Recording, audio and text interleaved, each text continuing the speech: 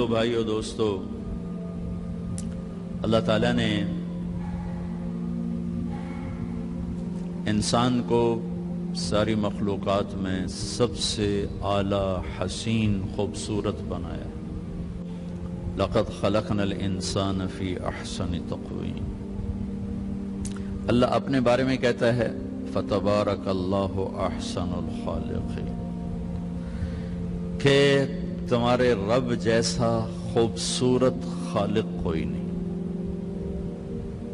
اللہ نے ساری کائنات کے بنانے کو قرآن میں ذکر کیا، پھر اپنا تعارف کروایا فتبارک اللہ رب العالمین، کہ برکت والا ہے کل کائنات کا رب۔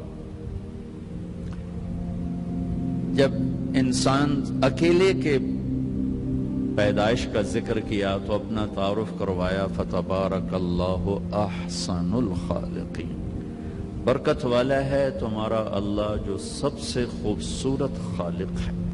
ان ربکم اللہ الذی، تمہارا رب اللہ کون؟ الذی خلق السماوات والارض فی 6 ایام، جس نے 6 دن میں کائنات بنائی۔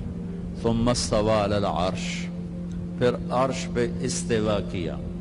یغشی اللیل النہار، دن رات، یطلبہ حثیثا، دن رات کا نظام بنایا۔ والشمس والقمر والنجوم، سورج، چاند، ستارے، مسخرات بامرہ، سب کو اپنے حکم کے تابع کیا اور اپنے حکم کا غلام بنایا۔ پھر فرمایا فتبارک اللہ رب العالمین، الا لہ الخلق والامر فتبارک اللہ رب العالمین۔ یہ میرے مالک نے کائنات کو بناتے ہوئے اپنا تعارف کروایا، میں رب العالمین۔ اب کائنات میں ایک چھوٹی سی چیز انسان ہے، بلکہ ہماری زمین بھی دیکھنے کے مقام پر نہیں، اگر ہم بہت اوپر چلے جائیں تو زمین نظر ہی نہیں آتی، بلکہ پورا سولر سسٹم ہی نظر نہیں آتا جو 7.5 ارب میل میں پھیلا ہوا ہے، تو اس میں انسان تو ایک نقطہ بھی نہیں ہے۔ تو جب صرف اس ایک چھوٹے سے وجود کو اللہ نے ذکر کیا کہ میں نے تمہیں بنایا، وَلَقَدْ خَلَقْنَا الْإِنسَانَ مِنْ سُلَالَةٍ مِنْ طِينٍ، ہم نے تمہیں مٹی سے نکالا۔ ثُمَّ جَعَلْنَاهُ نُطْفَةً فِي قَرَارٍ مَكِينٍ، پھر ہم نے تمہیں ایک مضبوط ٹھکانے میں جگہ دی۔ ثم خلقنا النطفة علقة، پھر اسے نطفہ سے علقہ بنایا۔ فخلقنا العلقة مضغة، پھر اسے ایک لوتھڑا بنایا۔ فخلقنا المضغة عظاما، پھر اس میں ہڈیوں کو پرویا۔ فکسونا العظام لحما، پھر ہڈیوں پر گوشت کو۔ ثم انشأناه خلقا آخر، پھر تمہیں یہ ایک خوبصورت شکل ماں کے پیٹ میں دی۔ پھر اللہ نے اپنا تعارف کروایا فتبارک اللہ احسن الخالقین، برکت والا اللہ ہے جو بہت خوبصورت خالق ہے۔ سورج، چاند، ستارے، زمین، آسمان، پہاڑ، دریا، وادیاں، کیا خوبصورت نظارے ہیں۔ وہاں نہیں کہا احسن الخالقین کہ میں بہت خوبصورت بنانے والا ہوں۔ صرف یہ انسان 5 فٹ 6 فٹ اس کو کہتا ہے، اس کو بنانے کے بعد کہتا ہے کیا کہنے تیرے بنانے والے کے جو سب سے خوبصورت بنانے والا ہے، الخالق۔ اچھا، خالق کسے کہیں اور صانع کسے کہیں؟ صانع انسان کو بھی کہہ سکتے ہیں اور مجازن خالق انسان کو بھی کہہ سکتے ہیں، لیکن خالق اپنے اصل مطلب میں صرف اللہ پہ صادق آتا ہے اور کسی پہ نہیں۔ صانع وہ ہے جو میٹیریل سے چیز بنائے۔ ایک کپڑا ہے، دھاگے سے بنایا گیا، صانع ہے۔ دھاگے کو کاٹن سے بنایا گیا، صانع ہے۔ کاٹن کو بیج سے بنایا گیا، صانع ہے۔ خالق کسے کہیں؟ جو بغیر میٹیریل کے سب کچھ بنا دے، اس کو خالق کہتے۔ پانی کے بغیر پانی بنانے والے کو خالق کہتے۔ پانی کا قطرہ نہ تھا، سمندر بنا دیا۔ ہوا کا جھونکا نہ تھا، 500 میل کا غلاف بنا دیا۔ زمین کا ذرہ نہ تھا، 24,000 کلومیٹر کا فرش بچھا دیا، پتھر کا ٹکڑا نہ تھا، ہمالیہ، قراقرم، ہندو کش کے سلسلے چلا دیے، بادلوں کا ایک ٹکڑا نہ تھا، پورے آسمان کو بادلوں سے بھر دیا، چاند ستاروں سیاروں کا وجود نہ تھا، اپنی قدرت سے بغیر میٹیریل سے بنانے والے کو خالق کہتے ہیں، خالق، الخالق، بنانے والا۔ ہاں تو اللہ تعالیٰ لقد خلقنا الانسان فی احسن تقویم، کہ ہم نے، تم کچھ نہ تھے، تمہارا کوئی میٹیریل موجود نہ تھا جس سے ہم نے تمہیں بنایا، تو ہم نے تمہیں سب سے خوبصورت بنایا ہے، اور پھر تمہیں سب سے بدصورت بنایا ہے۔ اس مضمون کو بیان کرنے کے لیے اللہ نے 4 قسمیں اٹھائیں، 4 قسمیں، 2 غذاؤں کی ہیں اور 2 روحانی مقامات کی ہیں، 2 کا تعلق جسم کے ساتھ ہے اور 2 کا تعلق روح کے ساتھ ہے۔ جسم پہلے بنتا ہے تو اس کی غذا کی قسم پہلے اٹھائی، روح بعد میں بنتی ہے تو اس کی غذا کی قسم بعد میں اٹھائی۔ یہ 4 قسمیں، 2 تاکیدیں، لام اور قاف، لقد، لام اور قد، لقد، 4 قسمیں، 2 تاکیدیں تو اس لیے اٹھائیں کہ اللہ تعالیٰ کی مخلوق میں بے شمار لوگ ایسے ہیں جو کہتے ہیں کہ کائنات بھی خود بخود بنی ہے اور انسان بھی خود بخود بنا ہے، اس کا کچھ کہتے ہیں کوئی اینڈ نہیں، ایسے ہی چلتی رہے گی، کچھ کہتے ہیں بس ایسی بغیر کسی نتیجے کے ختم ہو جائے گی۔ یہ ہر دور میں تھے، آج بھی ہیں، آئندہ بھی رہیں گے۔ اس نظریے کو ڈارون نے بہت طاقت سے پیش کیا، اس کے ماننے والے بھی بے شمار پیدا ہو گئے۔ تو اللہ تعالیٰ نے 4 قسمیں اٹھا کر کہا کہ تم خود بخود نہیں بنے، بنائے گئے ہو۔ ہمارے شاعر اقبال رحمۃ اللہ علیہ، میں کہا ہمارے ان بچوں کو پتہ بھی نہیں ہوگا اقبال کون ہے۔ 96 میں میں انڈونیشیا گیا تو اس وقت وہاں عبوری حکومت تھی، اس کے صدر تھے جنرل حبیبی۔ ان سے ہمارے ساتھیوں کی ملاقات ہوئی تو وہ کہنے لگے کہ ہم نے اپنے ملک میں جو تحریک آزادی چلائی اس کی بیس 2 باتیں بنائیں، ایک آپ کے اقبال کی شاعری، اس کو ٹرانسلیٹ کروایا اپنی زبان میں، اور ایک آپ کے لیڈر محمد علی جناح رحمت اللہ علیہما کی ایک تقاریر، ان کو ہم نے اپنی زبان میں ٹرانسلیٹ کروا کر اپنے نوجوانوں کو بیان کر کے ہم نے ابھارا۔ میں کہا ہمارے نوجوانوں کو پتہ ہی کوئی نہیں اقبال کون ہے، محمد علی جناح کون ہے، وہ تو بس پیسہ ہی چاہیے، بس بڑا ڈاکٹر وہ ہے جس کا کلینک بڑا ہو، جس کا ہاسپٹل چل جائے، جو زاہد کی طرح پرنسپل بن جائے، وہ بڑا ڈاکٹر ہے، جس کی نہ چلے وہ چھوٹا ڈاکٹر ہے، جس کی پریکٹس نہ چلے وہ چھوٹا ڈاکٹر ہے، جس کی چل جائے وہ بڑا ڈاکٹر ہے۔ ہمارے شاعر اقبال نے کہا ہیچ چیزے خود بخود چیزے نشد، ہیچ آہن خنجرے تیغے نشد، ہیچ حلوہ ای نشد استاز کار، تا غلام شکر ریزے نشد، مولوی ہرگز نشد مولا روم، تا غلام شمس تبریزے نشد۔ کیا خوبصورت! اب تو ہمارے یہاں فارسی سمجھی نہیں جاتی، ہمارے اب مدارس میں بھی نہیں پڑھائی جاتی۔ آج سے 50 سال پہلے فارسی بہت زیادہ لکھی پڑھی جاتی تھی۔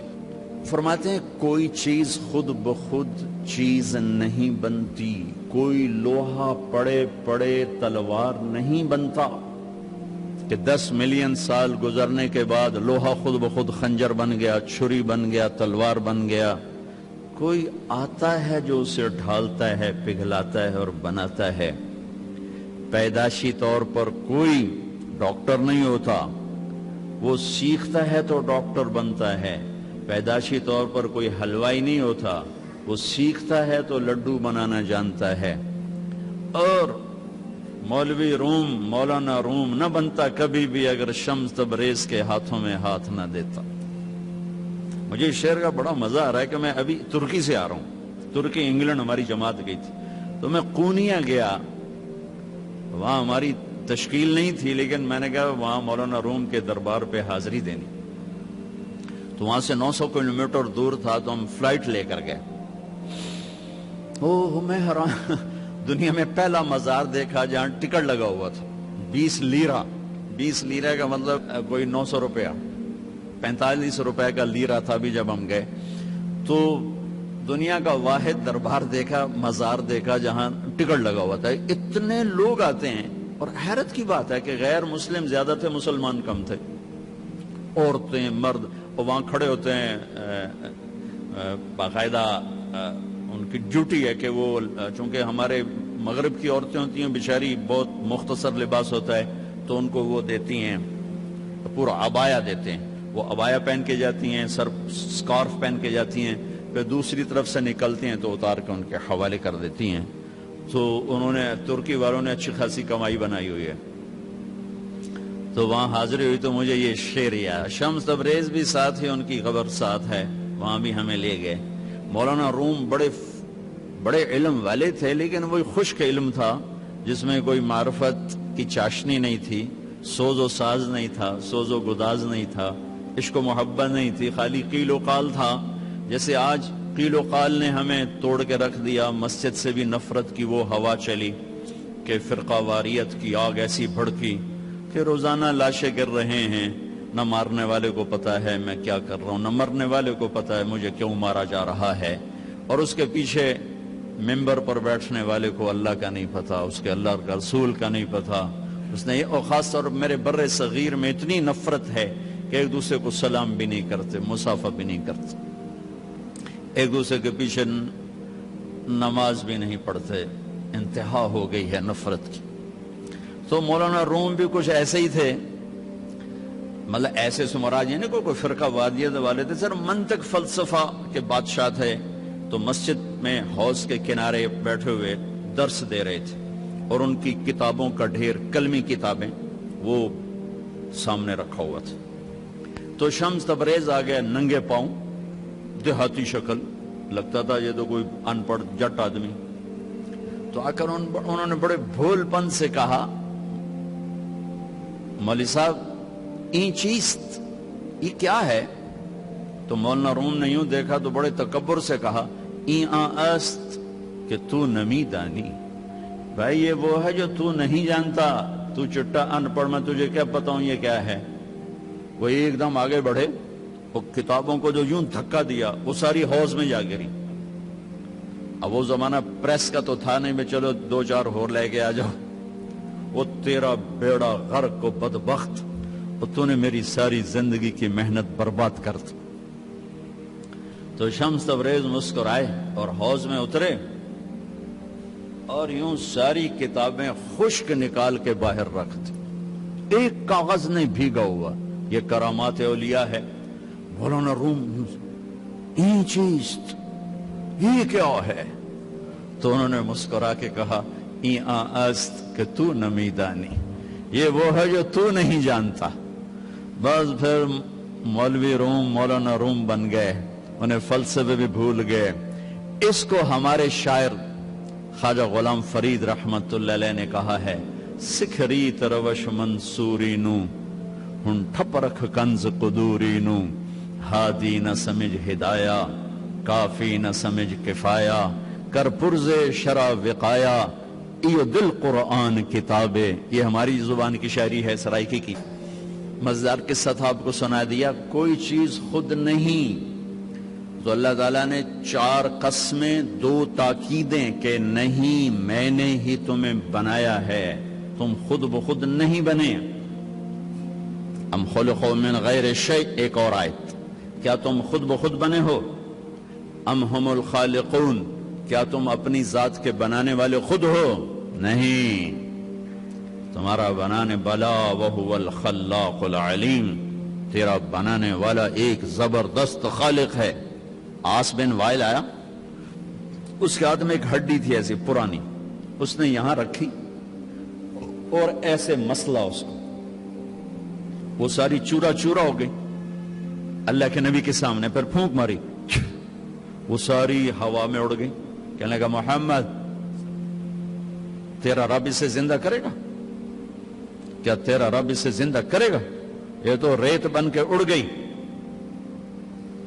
جبریل آ گئے فوراً کہ یا حبیب اللہ، یا رسول اللہ، میرے رب کا پیغام سنا دیں، پیغام سنا دیں. اولم یر الانسان انا خلقناہ من نطفۃ فاذا هو خصیم مبین.